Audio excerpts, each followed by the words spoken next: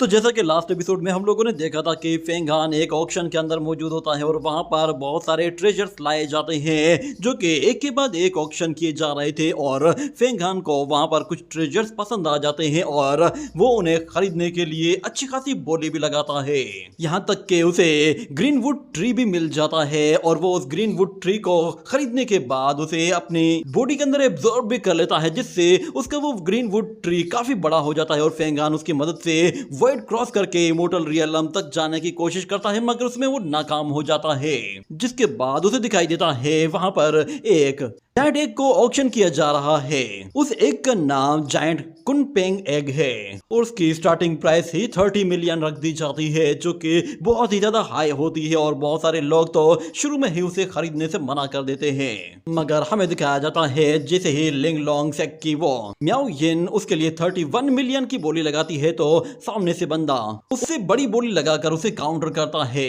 इसी तरह वो लड़की जैसे ही और ज्यादा बड़ी बोली लगाती है तो सामने वाला बंदा उससे भी बड़ी बोली लगाकर सबको हैरान कर देता है। यहाँ तक कि फेंग हान भी कहता है कि आखिर ये बंदा है कौन। तो प्रिंसेस 46 मिलियन तक बोली पहुंचा देती है, जिसके बाद वो बंदा जो कि पर्दे के पीछे मौजूद था वो 50 मिलियन की बोली लगाकर फिर से सबको हैरान कर देता है। सब देखने के बाद वहां मौजूद लोग कह रहे होते हैं ये लड़का जरूर किसी अमीर फैमिली से है, वरना इतने छोटे से ट्रेजर के लिए इतनी बड़ी बोली कौन लगाता है। फेंग हान कहता है ये बंदा तो पल के भी नहीं झपका रहा और एक के बाद एक बड़ी बोली लगाते जा रहा है।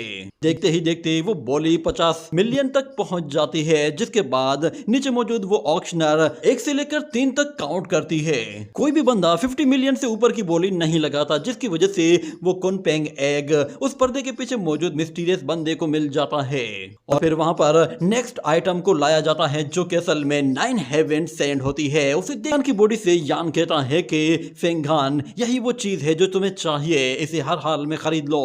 तुम्हें आगे चलकर मार्शल एम्परर लेवल के कल्टीवेशन के लिए इस चीज की सबसे ज्यादा जरूरत पड़ेगी और इसके जरिए तुम मैजिकल आर्टिफैक्ट्स को भी अच्छी तरह से रिफाइन कर सकते हो। मगर वो ऑक्शनर कहती है कि इसकी प्राइस 5 मिलियन है। 5 मिलियन का सुनते ही लोग कहते हैं भूल जाओ, 5 मिलियन इतनी थोड़ी सी सॉइल के लिए कौन देगा, ये रेंज से बहुत ही ज्यादा बढ़कर है। मगर वो ऑक्शनर उन लोगों से कहती है कि आप लोग जो भी बोली लगाएंगे वो कम से कम भी 1 लाख की बोली लगाएंगे, यानी कि 5 मिलियन के बाद आप लोग 1 लाख या फिर उससे बड़ी बोली भी लगा सकते हैं, मगर 1 लाख से कम की बोली नहीं लगाई जा सकती। फेंग हान उसके लिए 5.5 मिलियन की बोली लगाता है तो सामने से 6 मिलियन की आवाज आती है, जिस पर फेंग हान उसके ऊपर 5 लाख और बढ़ा देता है तो सामने से वो मिस्टीरियस बंदा और भी ज्यादा बोली को बढ़ाता जाता है और देखते ही देखते बोली 7 मिलियन तक आ पहुंचती है तो फेंग हान 7.5 तक पहुंचा देता है। मगर वो बंदा फिर डायरेक्टली 7.5 से 10 मिलियन पर जंप लगा देता है, जो कि बहुत ही हाईएस्ट लेवल की प्राइस थी। मगर फेंग हान फिर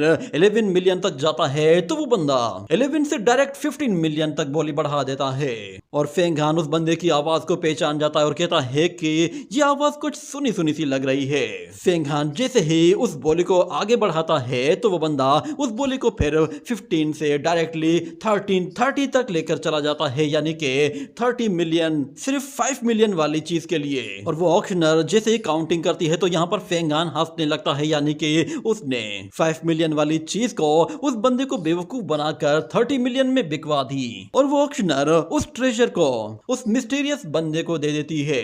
और वहां मौजूद लोग काफी ज्यादा सरप्राइज थे कि यहाँ तो एक से बढ़कर एक ट्रेजर लाया जा रहा है, पता नहीं अब नेक्स्ट ट्रेजर किस तरह का होगा। मगर अगले सीन में हमें दिखाया जाता है शीसांग वो उस 9 हेविंग सॉइल को लेकर आती है और फेंग हान से कहती है कि हमारे सीक्रेट रूम में से 99 नंबर रूम वाले बंदे ने ये चीज खरीद कर तुम्हें दी है और उसने तुमसे मिलने का भी वादा किया है। जिसके बाद फेंग हान काफी सरप्राइज होता है और वो लड़की कहती है कि लगता है कि मिस्टर फेंग लैन आपका सर्कल बहुत ही बड़ा है, हर तरफ आपके दोस्त हैं। तो फेंग हान कहता है मैं अपने उस दोस्त से इस ऑक्शन के बाद जरूर मिलना चाहूंगा, आप मेरे उस दोस्त तक मेरा ये मैसेज पहुंचा दीजिएगा। तो शीसांग कहती है ठीक है। मगर दूसरी तरफ हमें दिखाया जाता है कि ऑक्शन में एक और ट्रेजर लाया जाता है और फेंग हान उस ट्रेजर की तरफ देखता है। वो ट्रेजर साइज में काफी ज्यादा बड़ा होता है और हमें उसके ऊपर एक टावर दिखाया जा रहा था और जब हम उसका फुल शेप देखते हैं तो हमें पता चलता है कि वो ट्रेजर असल में एक जेट बोट होती है और वो ऑक्शनर सब लोगों को बता रही होती है कि ये great Brahma ancient bright ship है और वो सब लोगों को बताती है कि इस शिप को एक ग्रेट क्राफ्टमैन ने क्राफ्ट किया है।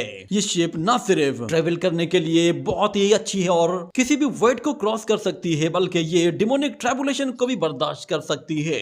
फेंगहान की बॉडी में यान कहता है कि फेंगहान तुम्हें ये हर हाल में खरीदनी होगी क्योंकि इसके अंदर जो प्योर यांग एनर्जी मौजूद है ये मेरे ब्रेक थ्रू करने के लिए बहुत ही ज्यादा कीमती है। मैं इस शिप को एब्जॉर्ब करके अपना एक लेवल अपग्रेड कर सकता हूँ। वो ऑक्शनर सब लोगों को बता रही होती है कि ये ट्रेजर कोई नॉर्मल ट्रेजर नहीं बल्कि ये एक डाउ आर्टिफैक्ट है और इसकी स्टार्टिंग प्राइस 50 मिलियन है। 50 मिलियन का सुनते ही आधे से ज्यादा लोग तो वहीं हार मान जाते हैं कि इतनी बड़ी रकम तो उनका बाप भी नहीं दे पाएगा। अगर वो लोग अपना घर भी बेच दे तो भी शायद वो इतनी रकम नहीं दे पाएंगे। मगर फेंगहान वो उस शिप को हर हाल में खरीदना चाहता था, जिस पर शीसांग उससे कहती है कि आप बस जितनी रकम लगाना चाहते हैं लगा दीजिए, बाकी सारी चीजें हम खुद से मैनेज कर लेंगे। तो फेंगहान उससे कहता है आपके इस एहसान का बहुत बहुत शुक्रिया। यहाँ पे हमें दिखाया जाता है एक वॉरियर जो कि पर्दे के पीछे से बोल रहा था। वो कोई और नहीं था बल्कि वो फेंगहान का सीनियर ब्रदर मेंग शाओबाई था। वो 60 मिलियन की बोली लगाता है तो फेंगहान उसके ऊपर 2 मिलियन और ज्यादा बढ़ा देता है, मगर मेंग शाओबाई वो 70 मिलियन तक पहुंचा देता है। तो फेंगहान उसके ऊपर 1 मिलियन या 2 मिलियन तक की बोली बढ़ाता है। ये देखकर शीसांग उससे कहती है कि लगता है आपका ये सीनियर ब्रदर बहुत ही ज्यादा सखी है। उसने 70 मिलियन की बोली लगाई जो कि इस ट्रेजर के लिए काफी हाई बोली है। मैंने इस लड़के के बारे में सुना है, इसने ऑलरेडी अपने कोर को कंडेंस कर लिया है और गोल्डन कोर लेवल को भी काफी एडवांस लेवल तक पहुंचा दिया है और अगर मैं गलत नहीं हूं तो ये अवतार रियलम के 8 लेवल को भी अचीव कर चुका है। उसकी बातें सुनने के बाद फेंगहान कहता है ये जरूर वही बंदा है जिसके बारे में सिस्टर जियालान ने मुझे बताया था। सोचा नहीं था कि मैं इसके साथ यहाँ मुलाकात करूंगा। फेंगहान उसकी 70 मिलियन की बोली के ऊपर अपनी 80 मिलियन की बोली लगा देता है तो दूसरी तरफ मेंग शाओबाई वो 100 मिलियन लगाता है।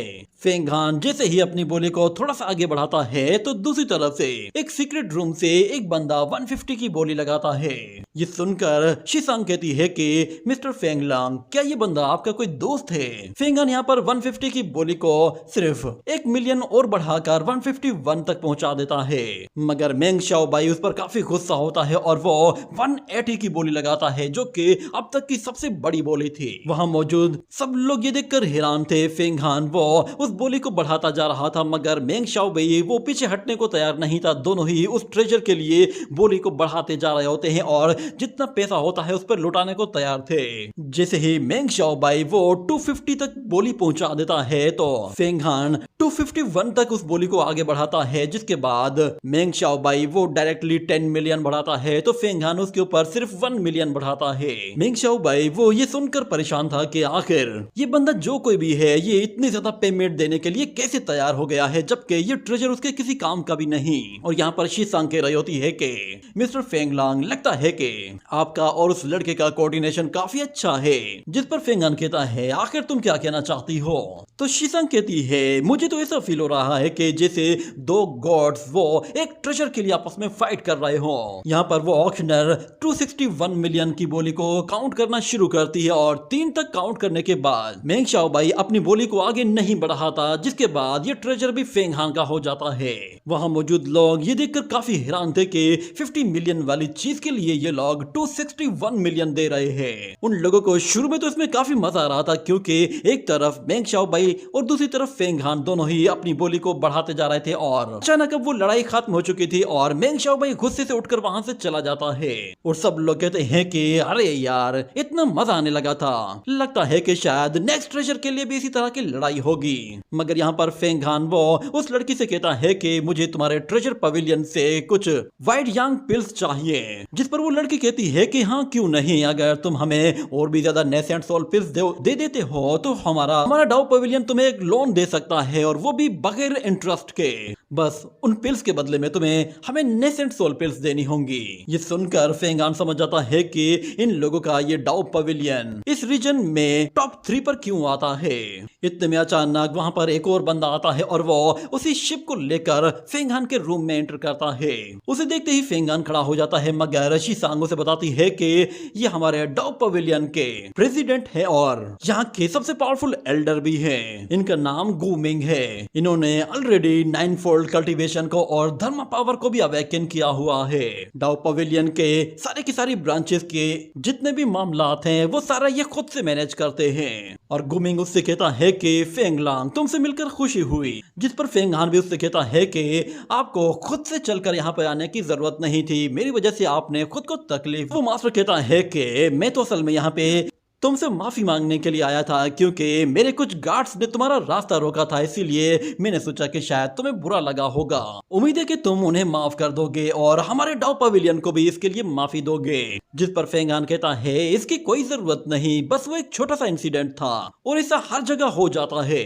वैसे भी मैं यहाँ पर शीसांग के साथ एक फेवर की बात कर रहा था, मैं आप लोगों से बस एक छोटी सी रिक्वेस्ट करना चाहता हूँ। जिस पर गुमिंग कहता है प्लीज ब्रदर बताओ, हम हर चीज को यहाँ पे प्रोवाइड करने के लिए तैयार हैं। तो फेंगान कहता है मुझे आप लोगों के हेवनली डाउ पवेलियन से 200 मिलियन यंग पिल्स चाहिए।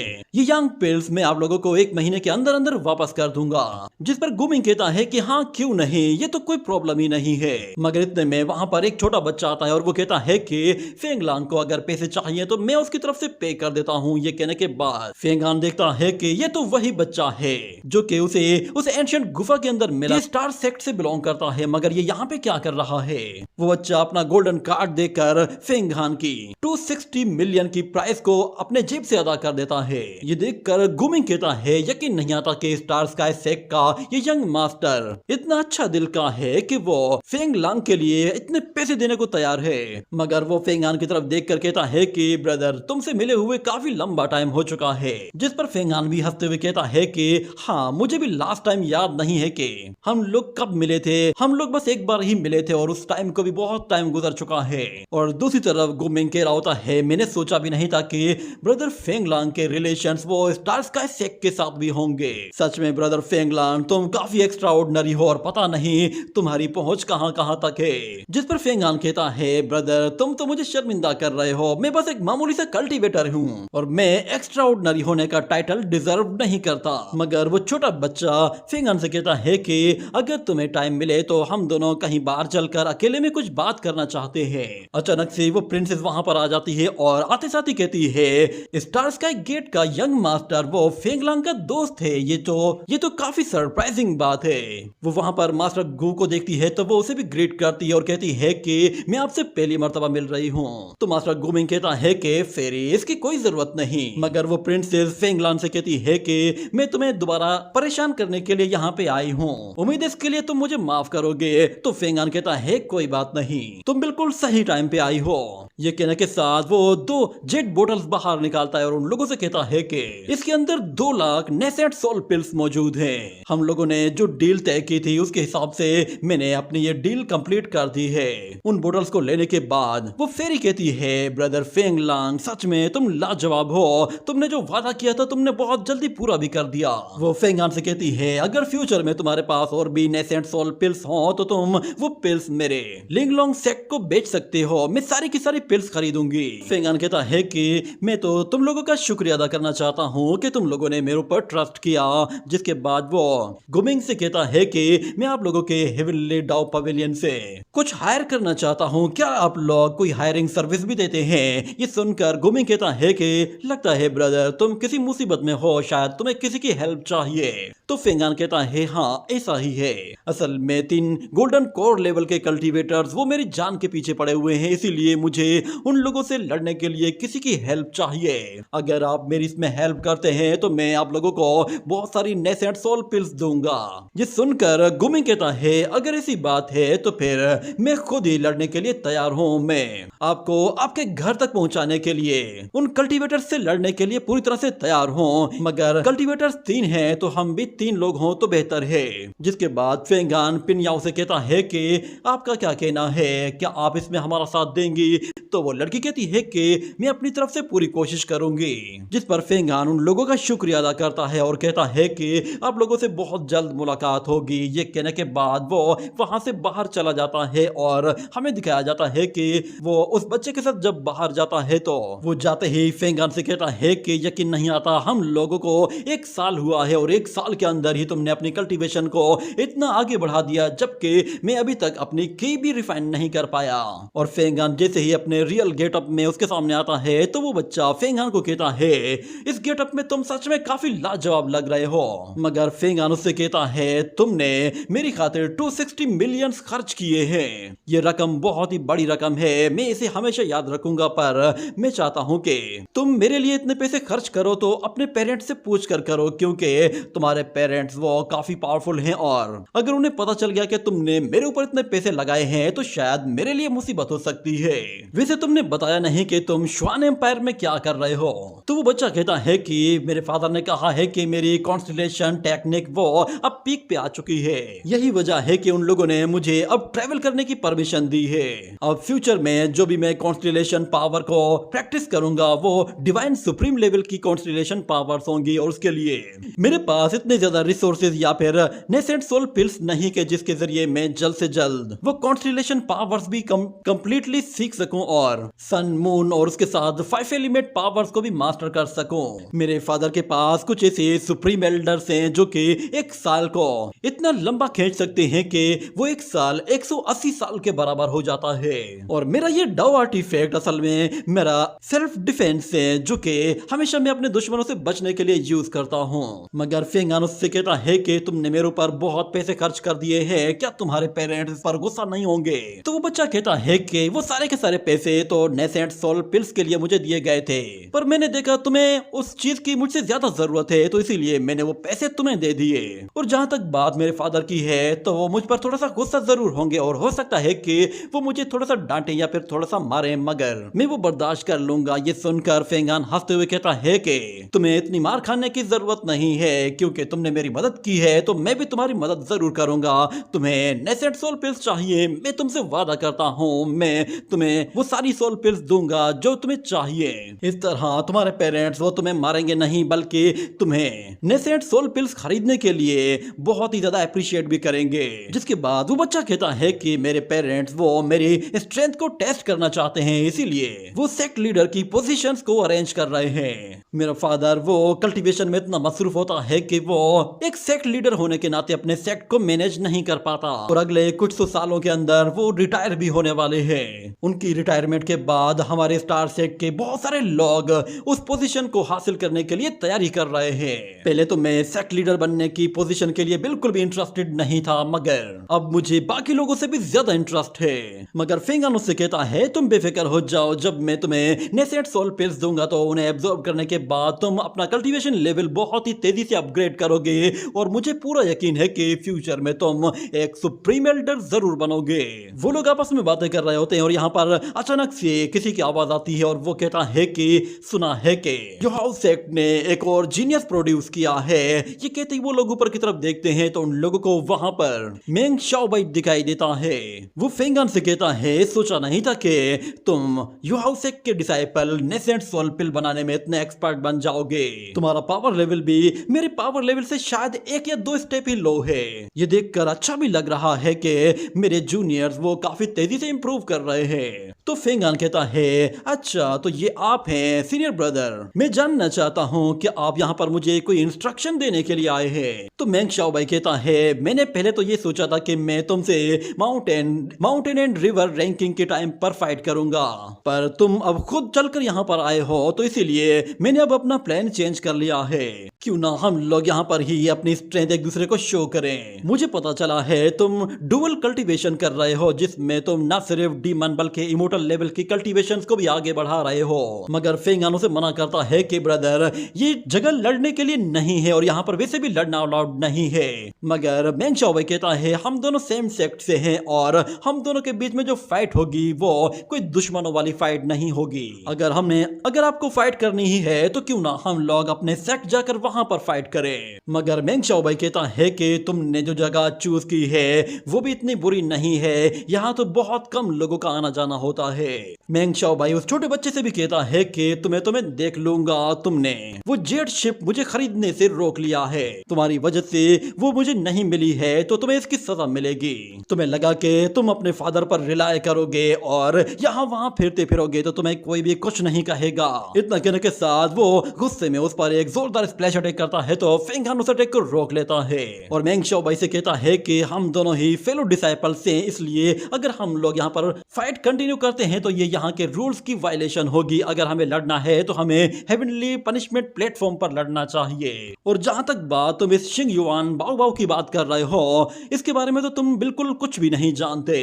वो ट्रेजर इसने मुझे खरीद कर नहीं दिया है। मैं हमेशा जो भी चीज खरीदता हूँ वो अपने पैसों से ही खरीदता हूँ। अगर तुम्हारे पास पैसे कम पड़ गए थे तो इसमें इस बेचारे का क्या कसूर है। ये सुनकर शिंग युआन मेंग शाओबाई से कहता है तुम एक नंबर के बेवकूफ हो और दिखने में भी गरीब लगते हो। मुझे लगता है तुम तो यहाँ पर हमसे पैसे छीनने के लिए आए हो। ये बात मेंग शाओबाई को और भी ज्यादा गुस्सा दिला देती है और वो कहता है लगता है इस बच्चे को और जीने की तमन्ना नहीं रही, अब इसकी ये आखिरी ख्वाहिश पूरी कर देनी होगी। ये कहने के साथ वो अपनी बॉडी से बहुत ज्यादा एनर्जी रिलीज करता है, मगर यहाँ पर फेंग हान फिर से उसके अटैक को ब्लॉक कर लेता है और कहता है यकीन नहीं आता कि तुम एक बच्चे के ऊपर इस तरह का अटैक कर सकते हो। वो फौरन से शिंग युआन से कहता है कि तुम मेरे येलो स्प्रिंग वाटर के अंदर चले जाओ जब तक मैं इसको देखता हूँ।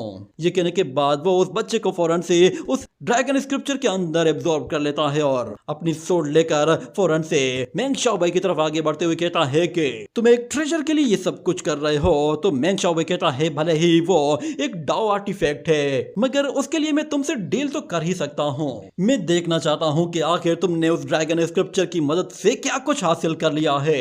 ये कहने के बाद वो दोनों ही एक दूसरे की तरफ आगे बढ़ते हुए एक दूसरे पर बहुत ही जोरदार सोड वार करते हैं और उन दोनों के बीच में एक बहुत ही खतरनाक लेवल की लड़ाई शुरू हो जाती है। देखने में ऐसा नहीं लग रहा था कि वो कोई फ्रेंडली फाइट है। मेंग शाओबाई क्लियरली उसे मारने की पूरी कोशिश कर रहा था।